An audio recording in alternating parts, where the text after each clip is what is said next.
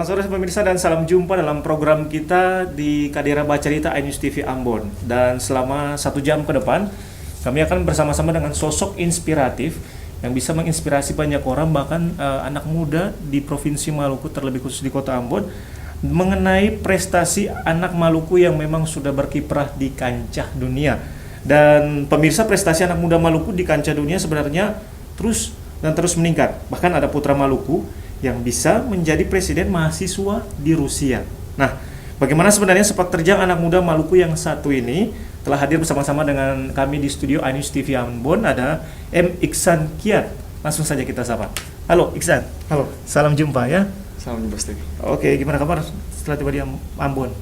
Kabarnya luar biasa sekali. Baik ya. Oke, Iksan bisa cerita kepada pemirsa juga, bagi kami semua yang ada di iNews TV, kira-kira langkah awal ataupun juga masa kecilnya Iksan itu sebenarnya seperti apa sih? Kecilnya Iksan. Ya.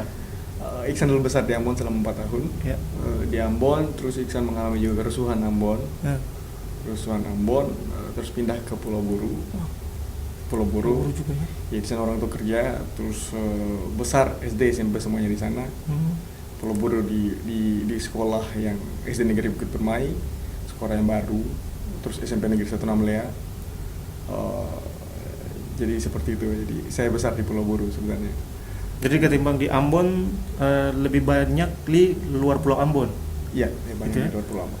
Jenjang sendiri yang pernah diikut jenjang pendidikan di sekolah-sekolah mana saja di Ambon ataupun juga di luar Pulau Ambon? Kalau di Ambon sejak SMA Negeri Siswa 5. Jadi ada seleksinya kan. Dari Pulau Buru cuma 3 orang aja yang lulus.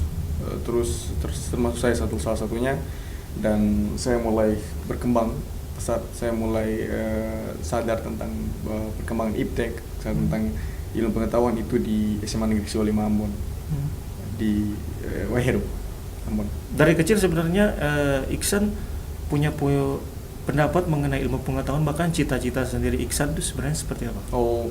Dari kecil karena kakek saya adalah seorang perwira, pejuang Irian Barat, mempunyai gelar Mahawira. Karena saya sejak kecil sudah mengalami konflik dan lain sebagainya, saya bercita-cita ingin menjadi tentara sebenarnya. Menjadi tentara, saya ingin melindungi bangsa.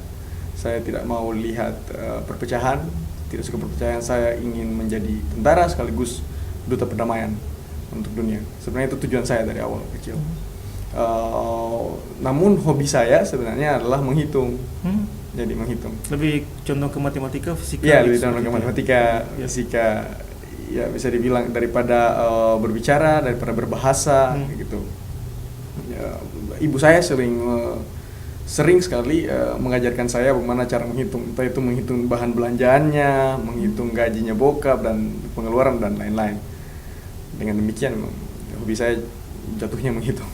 Jadi mulai dari hal-hal kecil sehingga kecil. Iksan mulai terbiasa dengan ilmu pengetahuan yang memang ditanamkan orang tua, seperti itu. Iya, dan bokap saya juga bilang apapun yang kamu inginkan, apapun itu, baik atau buruk. Tapi bokap saya prefer ke baik ya, maksudnya kayak gitu. Yang penting kamu belajar, sampai ke ujung dunia pun, sampai ke bulan pun kamu bisa tercapai. Impianmu kayak gitu. Yang paling berkesan di antara sekian banyak sekolah, misalnya Iksan bisa cerita ke pemirsa, misalnya masuk di SD mana, SMP mana, SMA mana, yang paling berkesan di semua sekolah itu di mana sih? Dan pernah menjabat sebagai apa? Ketua OSIS misalnya, pengurus OSIS gitu. Ya. Aku lebih prefer ke hal yang mendasar ya, itu di SD. Karena dulu guru matematika SD ku adalah seorang dosen di zaman sekarang. Otomatis sudah sangat berpengalaman sebenarnya, oleh karena aku juga sangat hobi dengan matematika. Itu hal yang berkesan pertama. Terus karena aku sering ikut lomba di SD, SMP, SMA gitu. Mungkin masa SMP, masa bisa dikatakan bahwa masa kejatuhanku. Dalam artian bahwa aku nggak punya gelar banyak, nggak punya prestasi banyak. Tapi aku terus oleh karena itu aku termotivasi. Kalau nggak punya prestasi, kalau nggak pintar, aku nggak akan dapat apapun. Aku teringat oleh perkataan bokapku, oleh karena itu terus belajar. Dan sampai di Siswa 5 itu sangat berkesan, SMA itu sangat berkesan buat aku. Karena kita sekolahnya asrama, keluar cuma 1 bulan atau 2 minggu sekali, fokusnya belajar doang. Terus kekeluargaan kita sangat erat, terus banyak kesempatan yang dilimpahkan ke SMA Negeri Siwa Lima sebagai SMA unggulan. Kesempatan lomba, kesempatan ke luar negeri, dan dari situlah aku mengumpul data-data di CV aku. Jadi seperti itu. Misalnya aku pernah, walaupun aku nggak suka bahasa, tapi karena ada kesempatan di situ untuk belajar bahasa Jerman dan ke Jerman, aku ikut kursus bahasa Jerman dan akhirnya ke luar negeri. Ada kesempatan di situ undang-undang dasar, lomba acara-acara undang-undang dasar. Aku ikut bersama dengan teman-teman lain, akhirnya kita bisa meraih juara 3 nasional. Jadi prestasi yang sudah diraih Iksan sendiri bukan hanya setelah sekolah, tapi pada saat sekolah juga itu sebenarnya sudah. Ya, dalam berbagai bidang, gitu, dalam bidang IPA, yaitu pernah menjadi finalis, meraih emas statistik yang diadakan oleh Unpati, matematika finalis, kimia finalis, dalam bidang bahasa yaitu bahasa Jerman, perwakilan Maluku di kancah internasional dan di kancah nasional Olimpiade Bahasa Jerman, dalam bidang sosial politik mungkin undang-undang dasar. Jadi seperti itu. Soalnya aku orangnya saat itu sangat oportunis. Jadi seakan-akan sekolah itu liberal, ada kompetisi, siapa yang mau ikut silakan, siapa punya kemampuan silakan. Oleh karena itu aku mencoba untuk meraih semuanya sebenarnya. Ambisius dan oportunis. Dan yang betul-betul pada saat sekolah tuh yang betul-betul kasih support itu kan mungkin terasa banget orang tua ya. Orang tua. Jadi bisa dikatakan penderitaan orang tua saya menjadi motivasi utama saya. Ketika saya malas, ketika saya jatuh, teringat penderitaan orang tua, langsung bangkit kembali. Jadi, seperti itu. Ya. Dan mungkin ini bisa jadi sebagai suatu alasan kenapa sampai Iksan begitu cinta dan gigih terhadap ilmu pengetahuan. Ya. Apakah seperti itu? Ya, benar. Dan bukan hanya itu sebenarnya.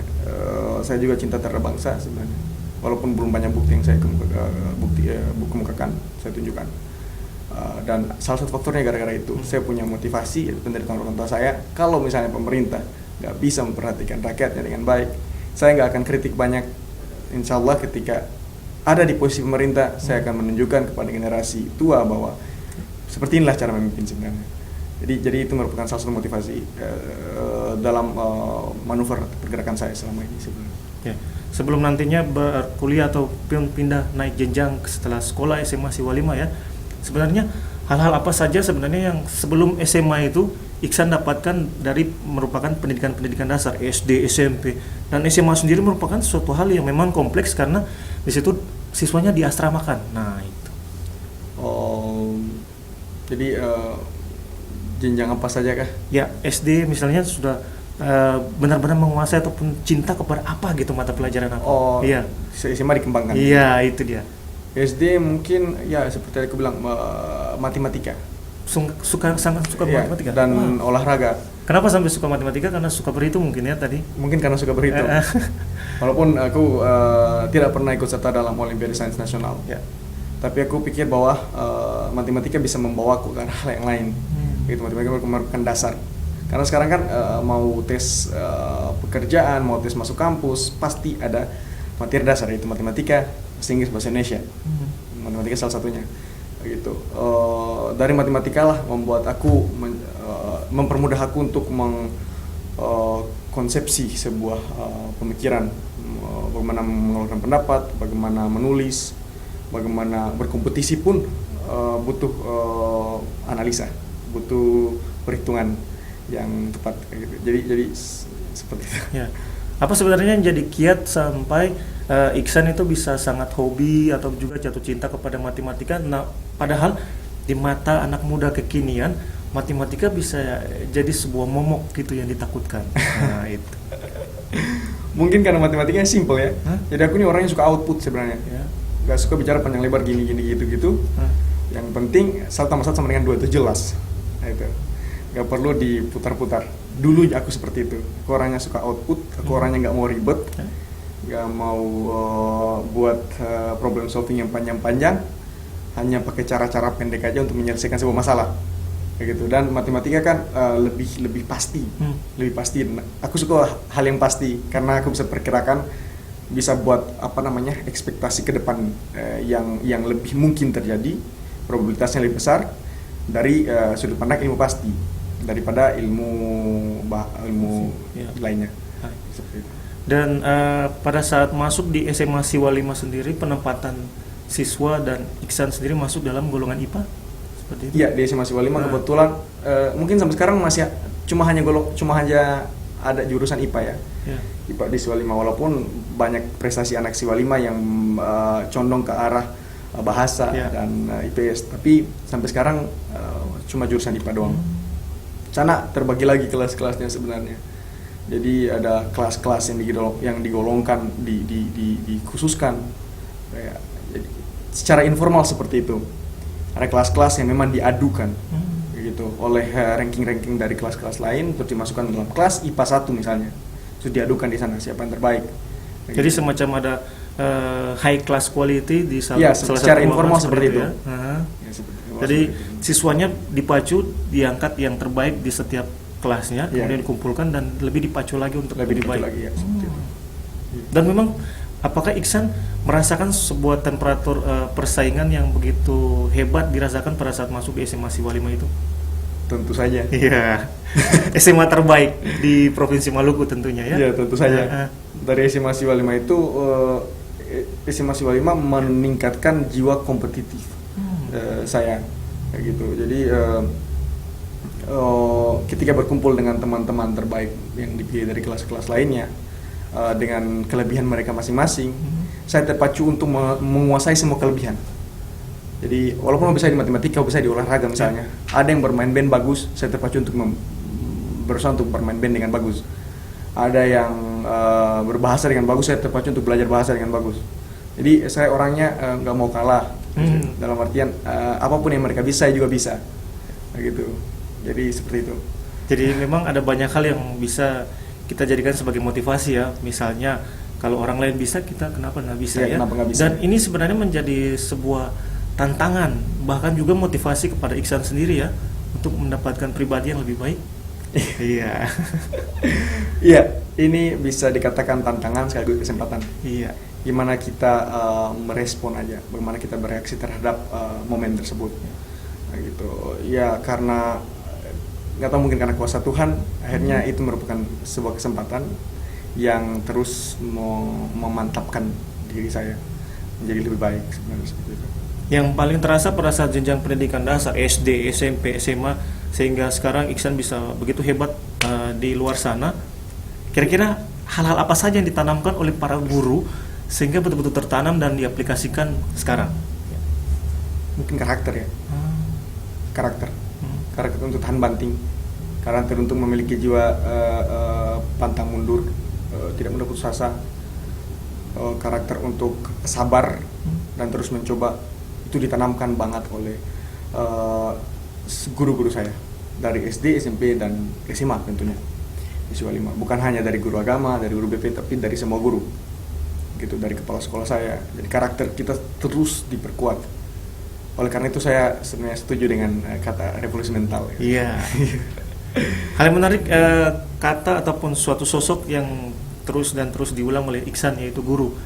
Saya ingin tahu sebenarnya guru favoritnya Iksan itu siapa? Dan belajar atau ngasih materi apa? Ya. Di mana di SMA silakan, boleh SMA dulu ya. Di SMA sih apa ya, semuanya favorit sih. Semuanya favorit. Kalau di SMA mungkin yang paling berkesan itu ya. Aku pikir sebentar. Guru matematika mungkin, guru fisikanya. Guru matematika sebenarnya semuanya berkesan. Fisika juga sama berkesan. Semua berkesan. Ya. Semua punya masukan masing-masing, yang semua punya andil masing-masing dalam diri saya Ya. sebenarnya. Tapi yang paling berkesan mungkin karena aku pernah ikut lomba undang-undang dasar 1945. Ini perjuangan yang sangat luar biasa. Kita belajar mati-matian dan kita mendapat hampir juara 1 nasional. Ada kesalahan kecil sehingga membuat kita juara 3 nasional pertama kali dari Maluku. Kayak gitu. Itu Pak Tuan Kota. Pak Tuan Kota. Itu ya Pak Tuan Kota. Itu guru kewarganegaraan. Beliau yang mengajarkan kita bagaimana cara berjuang, bagaimana cara berkompetisi. Betul, dan juga menanamkan jiwa nasionalis. Semua menanamkan sih, tapi yang paling berkesan karena saya sering berkomunikasi sama beliau, Jadi saya anggap sebagai guru yang susah untuk saya lupakan. Mungkin semua nggak saya lupakan, tapi sangat saya ingat.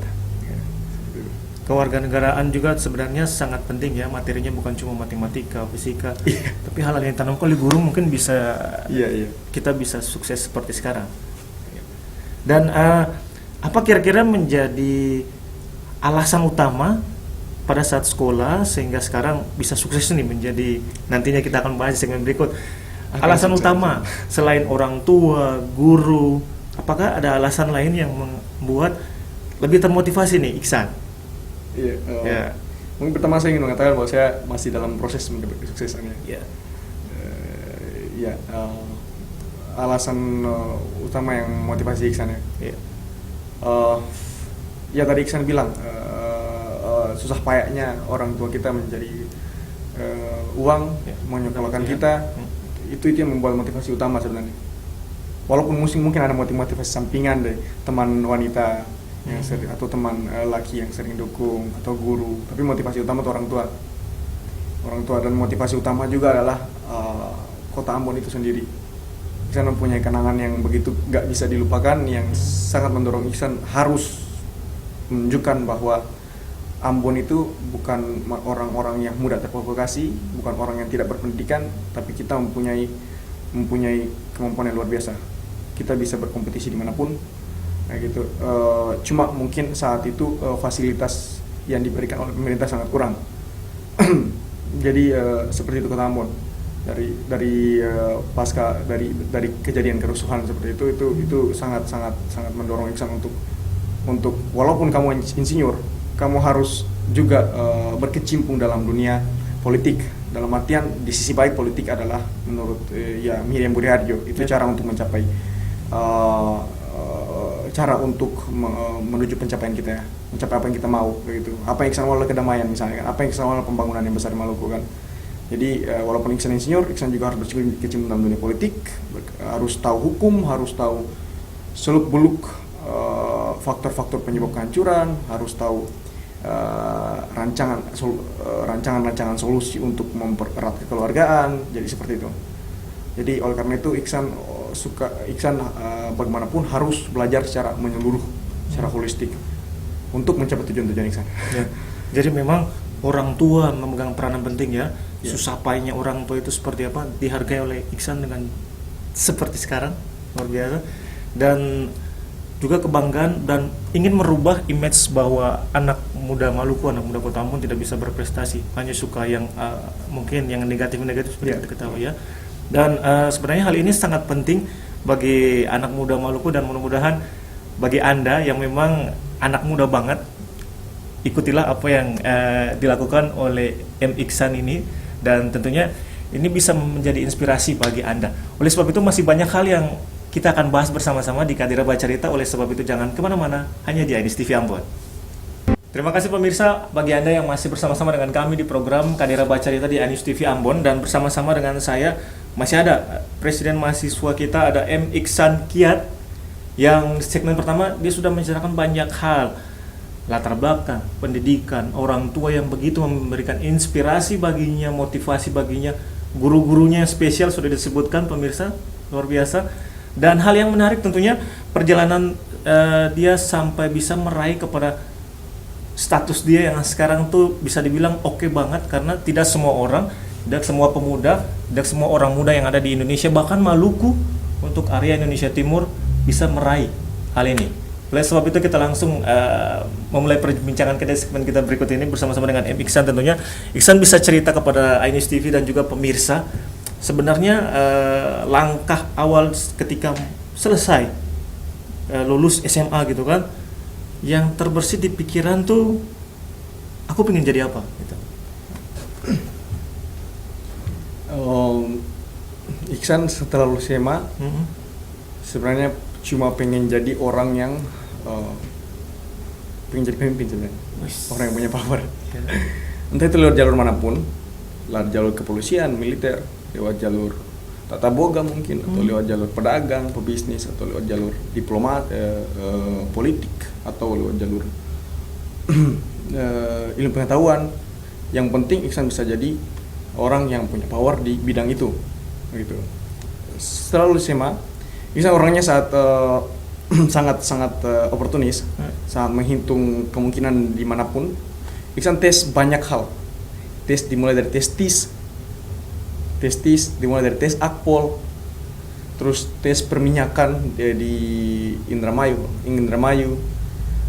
tes apa lagi itu BINUS, Unpad juga.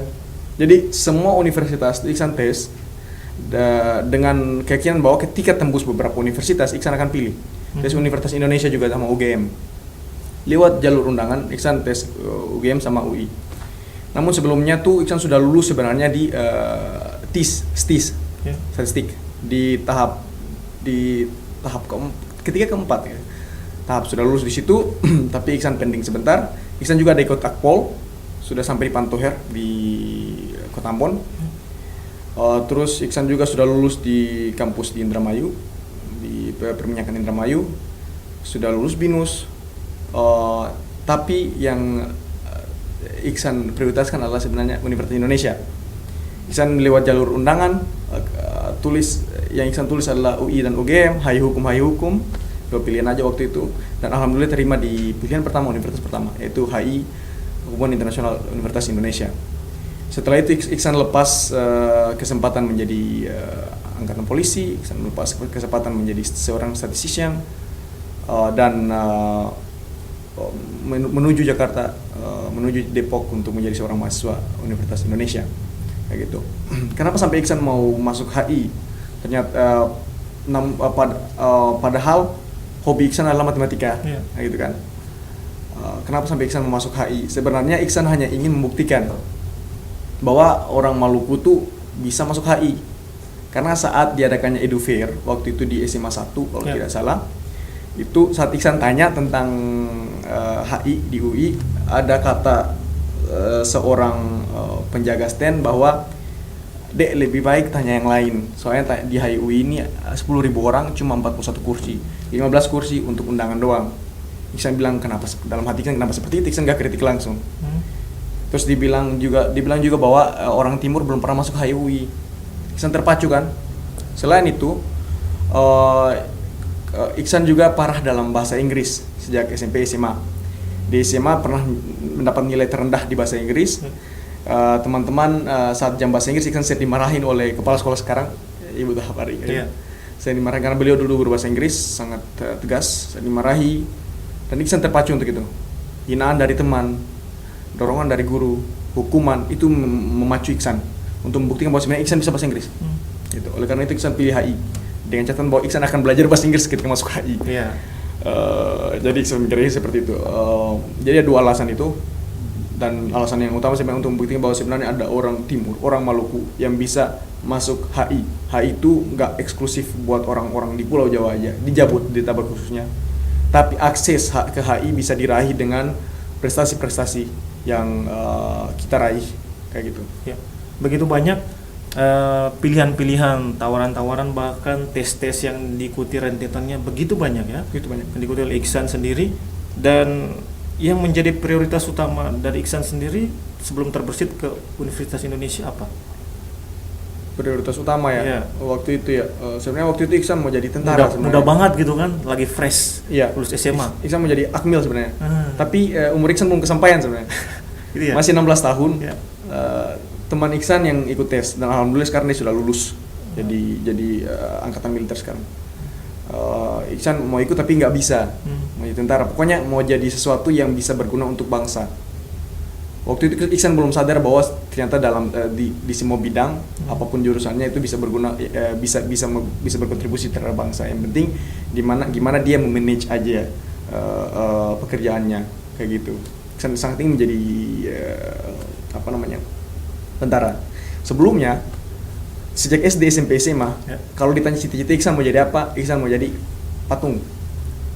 Jadi Iksan saya diketawain, kenapa Iksan mau jadi patung? Iksan bilang karena patung itu dikenal oleh masyarakat. Orang yang punya patung itu orang yang berjasa kepada bangsa dan negara. Iksan bilang kayak gitu. Alasan Iksan jelas, sejak SD sudah seperti itu sebenarnya. Kalau tanya Iksan, kalau gitu yang lebih real lah apalah, ya itu kok tentara. Tentara, saya bisa melindungi semua orang yang ada di sini tanpa terkecuali, saya bilang kayak gitu. Jadi seperti itu. begitu banyak pilihan, begitu banyak hal-hal yang memang sudah dilalui, diikutin oleh Iksan. Langkah berikutnya yaitu proses masuk ke Universitas Indonesia sendiri. Oke. Sebenarnya apa yang menjadi sebuah kebanggaan bagi Iksan sendiri ketika terpilih di antara segitu banyak orang yang ada di Indonesia Timur bahkan ya, untuk Indonesia masuk ke kampus itu? Kebanggaan bahwa Iksan orang dari Timur yang bisa dikatakan bahwa fasilitas pendidikannya sangat minim. Sejak Iksan SD di kampung, SMP juga di kampung, di Pulau Buru, dan SMA. Tapi Iksan bisa lulus seleksi di antara puluhan ribu orang, termasuk dari 15 orang yang keterima undangan. Itu seleksi. Itu bukan melalui jaringan, itu bukan melalui proses bayar-membayar, tapi itu seleksi utuh. Benar-benar murni. tes Benar-benar seleksi murni berdasarkan itu ya? nilai dan berdasarkan sertifikat-sertifikat yang Iksan raih. Nah, gitu. Itu merupakan salah satu kebanggaan Iksan. Dan ketika Iksan sampai di sana, Iksan juga secara tidak langsung memotivasi teman-teman dan adik-adik yang ada di Ambon bahwa nggak ada sesuatu yang nggak mungkin. HI yang mereka bilang nggak pernah orang Timur masuk HI, orang Makassar Iksan belum pernah dengar mungkin. Orang Papua, orang Maluku Utara sebelum pernah dengar, tapi Iksan bisa masuk. Itu karena apa? Itu cuma karena Iksan berani dan punya tekad. Jadi seperti itu. Apalagi kita ketahui bersama bahwa banyak pendapat orang di luar sana yang bilang, Maluku pernah konflik sosial di situ. Kok bisa Iksan yang seperti apa sih bisa lolos sampai ke sini? Nah. Oh iya. Iya, di sana stereotipnya seperti itu. Iya. Kalau nggak orang Maluku tuh garang. Apalagi Depok ya, banyak preman katanya orang Maluku. Orang Maluku itu suka rusuh. Pernah lewati konflik sosial gara-gara hanya terprovokasi, gara-gara orang Maluku tuh nggak pintar atau nggak jeli menggali informasi atau mengfilter informasi. Banyak stereotip seperti itu, dan Iksan sampai di sana, Iksan menjelaskan kepada semuanya, stereotip itu sebenarnya hanya oknum-oknum tertentu. Nggak semua orang Maluku seperti itu. Yang ada banyak orang anak Maluku yang ingin masuk ke universitas ternama yang punya kemajuan yang tinggi, namun kesempatannya seakan-akan dikecilkan, seakan-akan ditutup, seakan-akan nggak ada, kayak gitu. Maluku bingung, kita kekurangan informasi, kampus mana, jurusan mana yang hebat, kesempatan ke luar negeri sebelah mana, gitu. Cuma kekurangan informasi. Iksan nostalgia sedikit saat Iksan SMA, nggak tahu Iksan mau kuliah di mana sebenarnya. Oleh karena itu Iksan tes semua, nggak tahu Iksan bisa sampai ke Rusia dan kuliah di Rusia sebenarnya. Jadi ya seperti itu. Sudah disentil, jadi sudah sampai ke luar negeri, Rusia. Nah, apa yang sebenarnya proses yang dilewati oleh Iksan sehingga bisa terpilih sebagai presiden mahasiswa? Nah, silakan cerita dulu dong. Nah. Proses yang dilewati mungkin saat Iksan di HIUI, Iksan merupakan penanggung jawab kajian dan aksi strategis Fakultas Ilmu dan Sosial Politik Universitas Indonesia, di mana kampus UI, Fakultas Sosial dan Politik mempunyai latar belakang sejarah yang begitu panjang, reformasi 1998, pergerakan-pergerakan sebelumnya gitu. Sehingga mendorong kita untuk harus selalu bergerak, harus mengawasi pemerintahan. Dari situ Iksan belajar kaderisasi. Iksan punya pengalaman organisasi sangat minim. Pernah OSIS, MPK, namun nggak begitu aktif di SMA. Sampai ke situ Iksan yakin bahwa Ampera, amanah pendidikan rakyat, harus benar-benar diperjuangkan dan pemerintah harus benar-benar diawasi dengan baik. Gak perlu banyak kritik, yang penting apapun yang mereka inginkan, awasi mereka aja, seperti itu. Dari situ Iksan belajar keberanian juga, belajar gaya kepemimpinan. Dari situ juga tumbuh semangat kemerdekaan yang besar, dalam artian bahwa kita harus merdeka dari kebodohan, kita harus merdeka dari penjajahan, dari ketergantungan, kayak gitu di diri Iksan, dan semangat untuk menjadi seorang pemimpin. Dari situ kemudian Iksan juga melihat kakak-kakak Iksan yang hebat, Muhammad Wantuan Kota, ketua orang Maluku, ketua BEM Fakultas Ekonomi Universitas Indonesia, Saril Kasim, orangnya punya banyak prestasi ke luar negeri. Oleh karena itu Iksan ingin menjadi pemimpin dan ingin ke luar negeri. Ya, kakak senior kita yang begitu hebat, kita bayangan yang positif gitu ya. Ya, itu bisa dibilang ada 3 langkah. Misalnya itu langkah pertama sehingga Iksan ada keinginan untuk menjadi seorang presiden kayak gitu, presiden perwira. Langkah kedua, Iksan lepas HI kan, cuma kuliah 1 tahun di HI UI kan. Lepas HI karena Iksan baca buku waktu itu Blood and Oil, Iksan sadar bahwa ternyata peran oil dalam pergejolakan dunia, dalam fluktuasi konflik di dunia itu sangat besar, gitu. Dalam ekonomi gitu, ekonomi juga sangat besar. Oleh karena itu Iksan tertarik, dan Iksan juga basicnya eksakta, jadi Iksan tertarik. Kenapa kalau aku nggak belajar perminyakan aja, kayak gitu. Toh kalau misalnya dapat dengan ijazah perminyakan, aku bisa menjadi seorang diplomat dalam bidang energi, bisa menjadi seorang menteri, kayak gitu. Tapi sebaliknya nggak bisa. Dengan ijazah dari UI, HUI, aku nggak bisa jadi insinyur kayak gitu. Jadi aku bilang kenapa nggak ke situ aja. Oleh karena itu aku lepas HUI, langsung mengejar impianku di Rusia. Walaupun sebelumnya pernah tes, tapi nggak tembus. Yang tembus HUI. Pernah tes Rusia juga aku, banyak sekali aku tes waktu itu. Tes kedua tembus di Rusia, dan di Rusia aku melihat bahwa masyarakatnya sangat sedikit dan terpencar-pencar.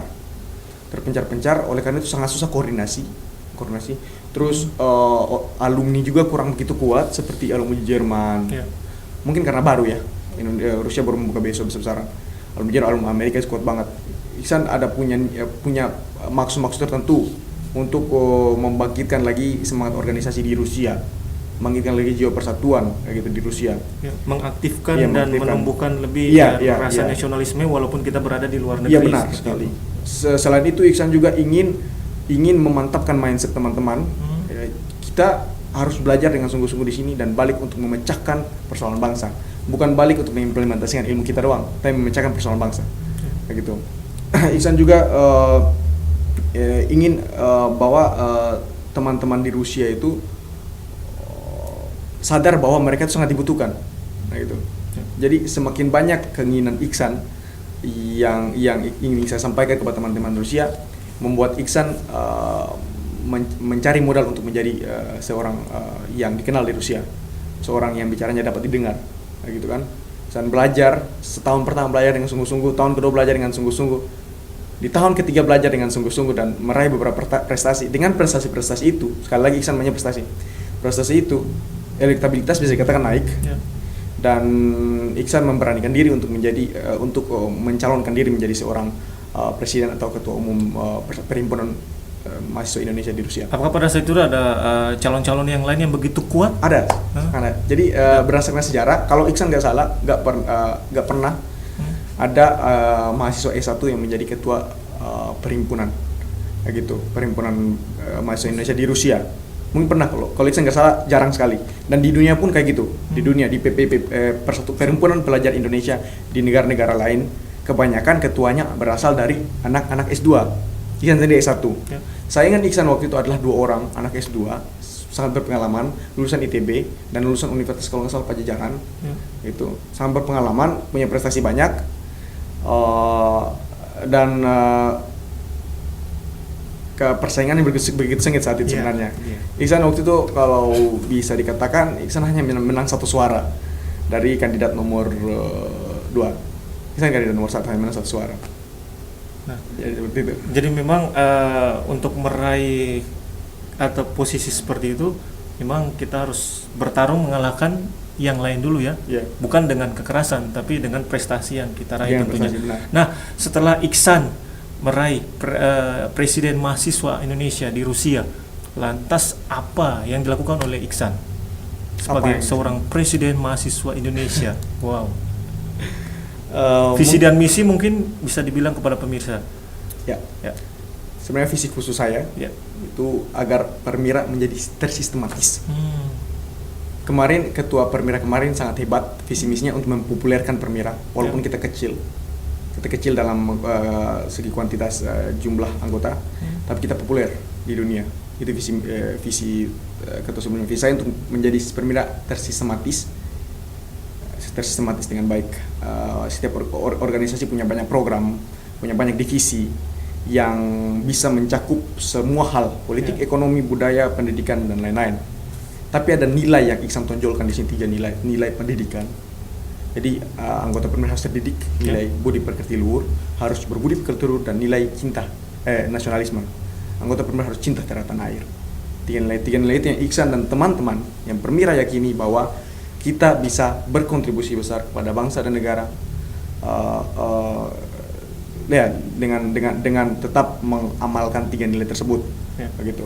Program apa saja sih yang sebenarnya sudah dijalankan dan yang belum masih akan diraih juga?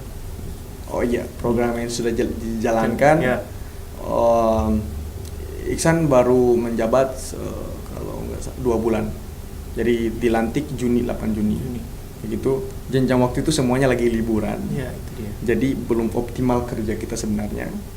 Tapi program-program canangan Iksan sudah banyak. Ada program Iksan, karena Iksan lebih fokus ke pendidikan, karena motivasi Iksan kan prestasi. Fokus terhadap pendidikan, Iksan punya program kajian holistik. Jadi Iksan dengan sengaja mengelompokkan sama mahasiswa Indonesia yang ada di Rusia berdasarkan kesamaan atau keserupaan spesialisasinya.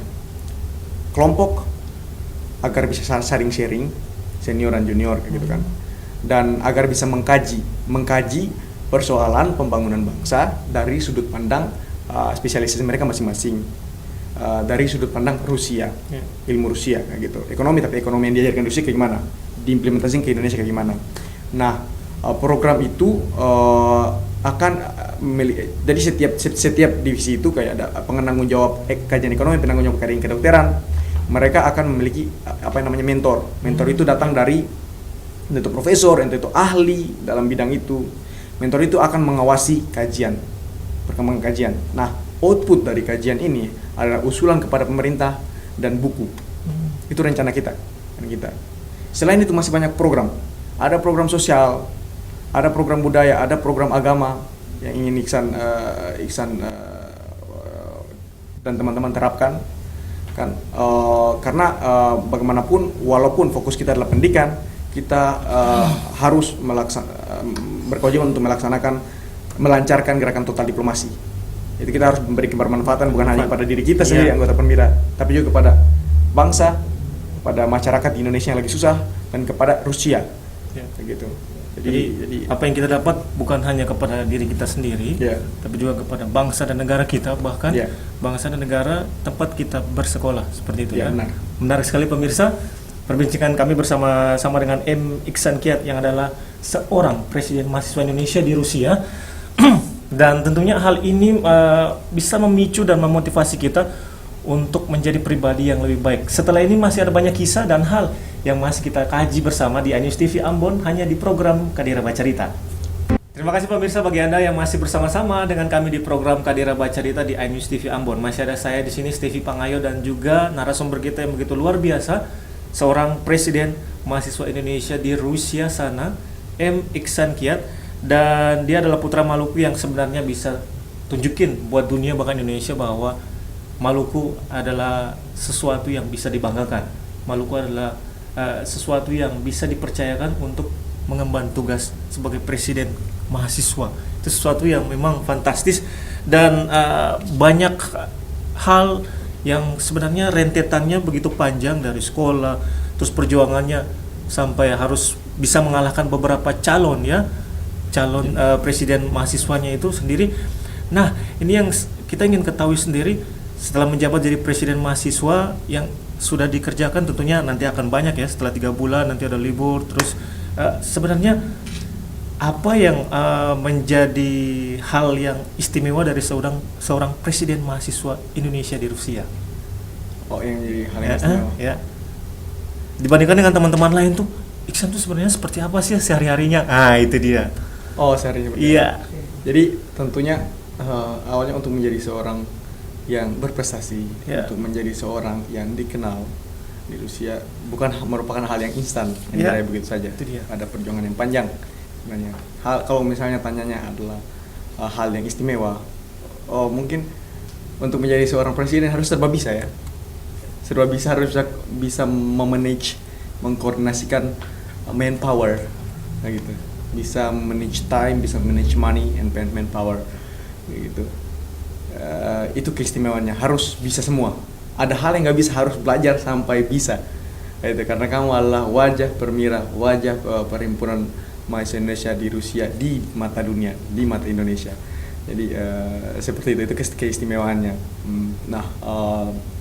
Namun seperti yang saya bilang, setiap pahlawan, setiap pejabat mungkin atau setiap orang yang memiliki power itu dia mempunyai sepak terjang tersendiri, dia mempunyai perjuangan yang panjang, kayak gitu. Nah, mungkin keistimewaan lain dari sudut pandang perjuangan itu adalah Iksan bisa menceritakan kepada teman-teman, bisa memotivasi teman-teman Indonesia di Rusia bagaimana susahnya Iksan hidup, tapi Iksan masih tetap bertahan, sebenarnya seperti itu. Seperti itu kayak keistimewaan yang ada itu, kayak Iksan didapat ruang untuk menceritakan seperti itu, dapat uang untuk memotivasi mereka. Karena kebanyakan orang berpikir bahwa kuliah di luar negeri fashion, main-main, santai-santai, lulus, kayak gitu kan, cuma belajar lulus, tapi ternyata tidak seperti itu. Iksan berhasil mematahkannya dan memberikan sebuah sosok yang memang betul-betul bisa dijadikan sebagai sosok inspirasi kepada teman-teman ya. Ya. Justru kebanyakan orang yang datang ke luar negeri mungkin kaget luar negeri, terus langsung terjun ke budayanya, akulturasi budaya, langsung pindah budaya, seakan-akan kayak gitu, kaget budaya. Kalau nggak siap menyerap budayanya, akan terbuai dan akan lupa terhadap pendidikan. Kalau misalnya pun dia pintar, akan lupa terhadap bangsa negara, dia bisa lari kerja di tempat lain. Oleh karena itu, dia perlu apa yang namanya bantingan, gitu. Nah, ini sebenarnya yang sering Iksan ceritakan kepada teman-teman sekalian. Dalam artian, kita di sini bukan untuk main-main, kita di sini bukan untuk hanya belajar, kita berjuang persiapkan diri kita untuk memecahkan persoalan bangsa, gitu. Perjuangannya jatuh bangun, kita harus tetap lanjut. Iksan kembali cerita pengalaman Iksan saat itu. Iksan 3 tahun sudah di Rusia. Saat datang pertama kali, kebanyakan orang Rusia 80%, kalau Iksan nggak salah itu nggak bisa berbahasa Inggris. Dan Iksan nggak berada di kota Sankt Petersburg atau Moskow, kota besar. Iksan berada di kota paling ujung, paling atas di lingkaran Arktik yang begitu dingin, begitu ekstrim. Semua orang, kebanyakan dari hanya 1-2 orang yang bisa berbahasa Inggris. Mau nggak mau Iksan harus berjuang di sana. Bagaimana caranya membeli makanan? Saat itu kan Iksan belum tahu bahasa Rusia. Bagaimana caranya belajar bahasa Rusia? Bagaimana caranya berkomunikasi dengan orang? Bagaimana cara menyerap budaya baru? Bagaimana cara beradaptasi terhadap lingkungan yang begitu dingin sampai minus 50, 40, 50? Gitu kan? Beradaptasi dengan orang yang dan susah berkomunikasi dan iklim yang begitu ekstrim. Iya benar. Dan kita cuma 4 orang di sana.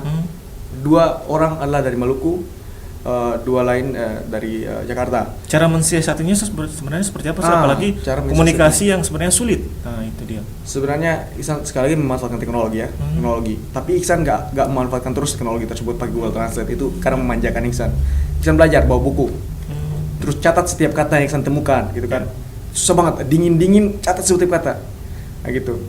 Terus berusaha untuk berbicara dengan semua kalangan, semua orang tanpa terkecuali. Bukan hanya dia dosen, bukan hanya dia supir, semuanya harus Iksan bicara. Supaya ada transfer budaya gitu, supaya ada mentalitasnya orang Rusia, kita bisa kena, kita bisa pahami. Mungkin gitu. Semakin sering kita kontak, semakin sering juga kita akan paham gitu. Iya, seperti itu, seperti itu. Bahkan dan kehidupan di sana pun sulit, nggak bisa kerja sampingan. Kalau misalnya Iksan nggak dapat uang dari beasiswa, misalnya nggak dapat beasiswa kan, terus nggak cuma beasiswa kuliah aja di sana, yang biaya hidup nggak dapat, terus uang dari orang tua nggak begitu cukup, mau nggak mau Iksan harus cari uang. Tapi di sana kalau kerja dilarang, kalau kerja diketahuan bisa dideportasi. Kalau kerja hitam biasanya gajinya kecil banget. Tapi pernah Iksan sharing sedikit ya. Pengalaman Iksan pernah kerja menjadi kuli bangunan sebenarnya. Kuli bangunan. Dan tugasnya sebagai itu, jadi kita buat mall.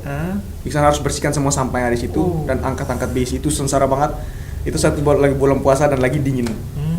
Belum puasa lagi dingin, tapi Iksan tetap puasa dan tetap tahan dingin. Begitu. Walaupun dalam kondisi yang ekstrim dan sebegitu sulitnya kondisi seperti itu. Waktu itu lagi libur juga. Jadi teman-teman pada liburan, Iksan mau nggak mau harus karena orang tua nggak kirim mau nggak mau harus nguli. Itu kan saat kuli itu gajinya besar sebenarnya, per bulan 15 juta. Tapi karena itu ilegal, jadi kita bisa mudah untuk dibohongin. Iksan kerja sebulan, 2 minggu dibayarin kan. 2 minggu terakhir kerja nggak dibayarin dengan alasan-alasan nggak masuk akal. Iksan nggak bisa protes. Kalau protes malah dideportasi.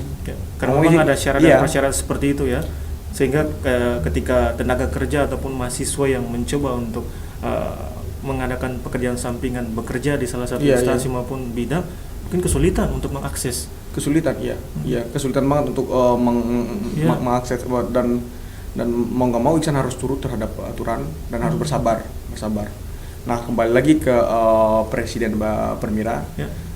Apa menjadi keistimewaan salah satunya adalah Iksan lebih leluasa untuk mengajukan dan mengimplementasikan ide-ide yang ada di otak Iksan. Nah, itu ya seperti itu, banyak ide yang saya implementasikan lewat program yang terbagi dari proyek-proyek begitu. Sebelum menjadi ketua umum Permira, Iksan dulu sering sekali mempromosikan budaya Indonesia di kota Arkhangelsk.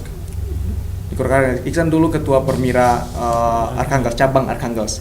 Sering promosikan budaya Indonesia, tanpa biaya apapun, dengan uang seadanya, dengan usaha seadanya kita promosi. Yang penting orang-orang di Arkhangelsk kenal bahwa Indonesia itu di mana. Karena kita juga merupakan diaspora kan. Kita juga patut untuk melancarkan total diplomasi politik luar negeri. Iksan sadar akan hal itu dan Iksan implementasikan dengan sendirinya, dengan ikhlas begitu. Namun ada beberapa kendala juga sebenarnya. Iksan 2 kali ditangkap sama polisi. Iksan nggak tahu apakah itu semacam CIA-nya Rusia, FSB atau KGB. Apakah itu Intel ataukah itu polisi biasa. 2 kali ditangkap. Pertama kali Iksan ditangkap itu kedua kali yang terakhir kali Iksan ditangkap saat kita habis pentas. Kita kan sering pentas tuh, dan orang Rusia ciri-cirinya suka buat acara dan suka pentas. Saat kita habis pentas besar, kemudian Iksan jalan sendiri terus dimasukin ke dalam mobil. Seperti diculik juga gitu. Seperti diculik, seperti di film-film gitu. Ya. Sampai di sana ditanya, "Kamu siapa? Dari mana? Organisasi apa? Tujuan apa?" gitu. Iksan takut benar sebenarnya itu, tapi Iksan coba jawab dengan santai. Diinterogasi oleh pihak kepolisian gitu. Pihak kepolisian, dan alhamdulillah dilepaskan. Yang kedua, di sana tuh Iksan seorang muslim, di sana tuh musholanya kecil banget, gitu kan. Dan Iksan saat ada pengalaman Iksan setelah sholat Jumat langsung ditangkap.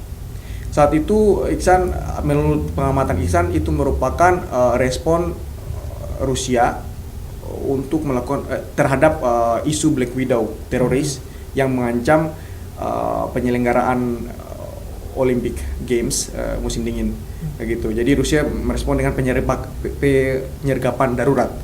Setelah selesai sholat Jumat langsung ditangkap seperti mafia. Ditangkap, diperiksa semuanya, lalu dibawa dengan mobil. Iksan takut saat itu. Tapi Iksan dengan berani terbilang Iksan nggak punya hubungan apa-apa. Iksan nggak suka, nggak senang. Iksan nggak senang diperlakukan seperti ini. Iksan adalah tamu di sini, tamu yang diundang oleh negara kalian untuk belajar di sini, kan? Jadi perlakuan seperti ini Iksan tidak senang dan harus Iksan laporkan. Jadi Iksan harus juga punya kecerdikan tertentu untuk membuat mereka juga terkesan dengan orang-orang Indonesia seperti itu. Ya. Di samping begitu banyak hal minus, bisa dibilang seperti itu, perlakuan yang sebenarnya tidak pantas bagi seorang mahasiswa dari negara lain ditangkap dan diinterogasi seperti itu. Hal positif apa juga yang didapat dari kehidupan Rusia yang di sana? Hal positif, orang Rusia itu cinta terhadap persahabatan dan perdamaian. Itu yang Iksan sangat senang dari orang Rusia. Karena mungkin di sana dingin, untuk buat rumah per orang nggak bisa, butuh bantuan orang lain. Dari situlah timbul dalam diri tiap orang Rusia, khususnya yang tinggal di bagian utara, untuk saling membantu satu sama lain, gotong royong. Nah, nilai gotong royong, nilai persahabatan, nilai perdamaian, itu yang Iksan sangat senang atas keberadaan Iksan, keberadaan Iksan di Rusia, gitu. Jadi untuk nilai gotong royong misalnya kan, Iksan mau demokrasi yang di Indonesia demokrasi gotong royong, saling membantu, bukan berdasarkan kapitalisme, liberalisme atau kesejahteraan individu, kayak gitu kan. Itu salah satu nilai. Untuk nilai perdamaian misalnya, Iksan juga punya latar belakang di Maluku yang sering konflik, terus yang pernah konflik terus di Indonesia yang sering konflik, kayak gitu. Iksan mau sebenarnya apa sih guna konflik itu? Lihat di Rusia, mereka cinta perdamaian. Akhirnya mereka apa? Mereka bisa menjadi salah satu superpower, orang yang terkenal, gitu. Ada masalah negara mana, pasti Rusia yang maju untuk menyikapi. Terus yang terakhir itu nilai persahabatan. Persahabatan. Orang Rusia sangat suka bersahabat. Iksan bersahabat dengan semua kalangan, nenek, anak kecil, orang besar mereka suka bersahabat. Kayak gitu. Nilai persahabatan ini sangat penting ya, salah satunya kita ketahui untuk memudahkan politik luar negeri. Gitu. Ya, itu dia kehidupan kira-kira di Rusia itu sebenarnya tidak enak-enak aja ya. Kita kembali masuk ke Indonesia, bahkan lebih khusus ke Provinsi Maluku nih, Iksan adalah provinsi kepulauan. Terus ada bilang provinsi yang pernah mengalami penurunan kualitas sosialnya. Nah, hal yang paling penting menurut Iksan sebenarnya melihat generasi muda Maluku saat ini sebenarnya seperti apa sih? Apa ya? Generasi muda Maluku saat ini mungkin belum terlalu berani ya. Berani untuk melangkah. Lebih enak main di zona nyaman seperti itu? Iya, benar. Lebih enak main di zona nyaman. Boleh main di zona nyaman dalam artian bahwa kalian harus berkarya lokal tapi berdampak global. Memanfaatkan iptek, memanfaatkan segala sarana yang ada. Ya, supaya mendunia. Maluku harus berani melangkah keluar, harus berani mendunia. Itu saja yang harus ada di mindset Maluku. Ketika semua orang berpikir saya harus mendunia, mereka akan cari segala cara untuk keluar negeri, untuk belajar di sana, jadi dan untuk membuat karya-karya besar yang terkenal oleh dunia, bukan karya yang hanya dibanggakan di Maluku doang atau di Indonesia doang. Itu mindset yang perlu diubah. Itu berani. Jangan hanya berani untuk membuat rusuh, tapi juga berani untuk membangun Maluku. Gitu. Jangan hanya berani untuk meresahkan masyarakat, meresahkan keluarga, tapi juga berani untuk memberi manfaat, untuk memberi karya yang sangat berguna kepada masyarakat, kepada lingkungan, kepada keluarga. Ya, jadi seperti itu. Tentunya Iksan sebagai seorang muda tidak terlepas bisa dari pergaulan dengan teman-teman sebaya, melakukan kontak di medsos atau sebenarnya. Anak Maluku sendiri sebenarnya cenderung kepada kehidupannya seperti apa sih menurut Iksan? Anak Maluku cenderung terhadap kehidupan yang mungkin konsumtif ya.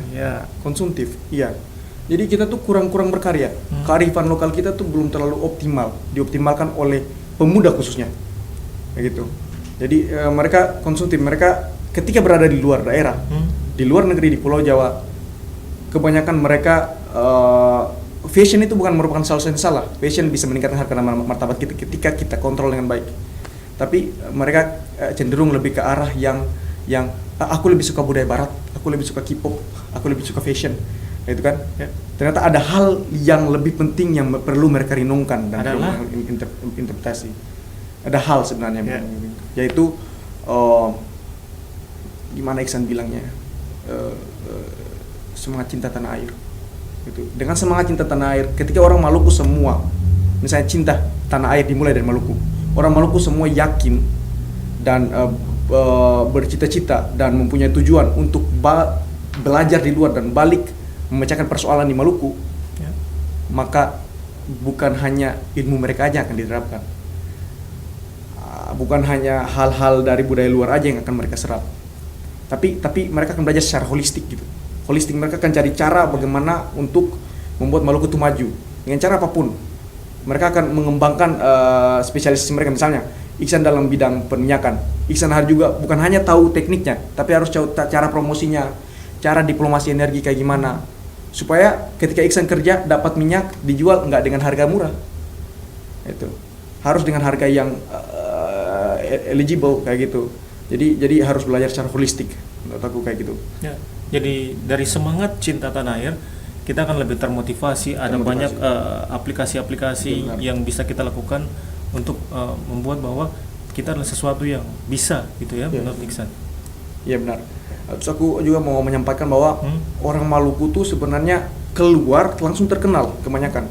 Banyak orang Maluku seperti itu. Contoh, kita di UI itu, kuantitas orang Maluku tuh sangat dikit dibandingkan provinsi-provinsi lain. Namun ada ketua BEM ekonomi, ada Mr. Depok dari Maluku, ada saya juga anak HI yang kemudian jadi presiden Permira. Banyak. Ada ketua budaya Mantik sangat banyak.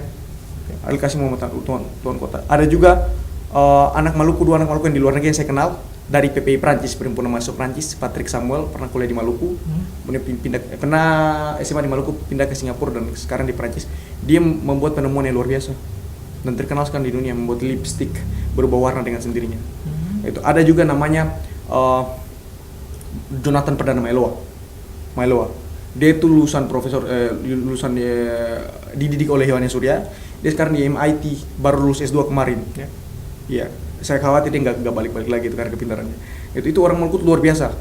Jadi baru sedikit aja yang ditunjukkan kepada Indonesia sudah pergerakannya sudah begitu besar dan sudah mengalahkan orang lain yang pada dasarnya mereka punya fasilitas mewah, fasilitas hebat, sarana lengkap untuk belajar, begitu. Ya, kita menunjukkan kepada dunia bahwa dari keterbatasan muncul sesuatu yang hebat dan luar biasa gitu ya.